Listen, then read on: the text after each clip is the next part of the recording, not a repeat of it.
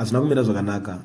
Panoitwa honorable Tafadzwa Mugwadi avo vanotsigirawo bato reZANU-PF vabudawo panapa vari kutaurawo nyaya, vari kukomenda nyaya yekwaukwino Chivhai. Nyaya iyi yashayisa vanhu vakawanda hope.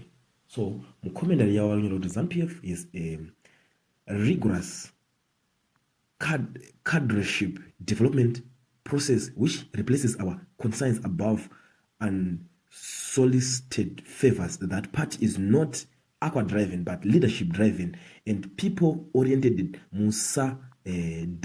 Musadhukirwa nemazururu kusvika pakutamba nemazita evakuru. Tanaidza munosvikira mana good day. That's ndo comment iri yangorova navatafadzwa Mugwadi. Havana kuda kutaura mazita but vangotaura kuti bato ravo harisi aqua driven zvekuti munofungidzira kuti maaqua is everything kana kuti chinhu rinopushwa nemaaqua kana kuti you can motivate people kuti uite zvaunoda navo because of uri kuvapa maaqua. Ndo imwe yenyaya yavari kukomenda panapa vari kutaura kunzi vamwana tamba ine zvimwe hakuna kutamba nemazita evakuru. Vanhu vakawanda vari kubatikana nenyaya izvo because Chivhai vari kutaura kuti according to maaudios anga ari kubuda Chivhai chinzi ndakachibata kuti G. So pano pari kunzi ipapo pakuchibata kuti G ipapo tamba nezvimwe usatamba nemazita evakuru.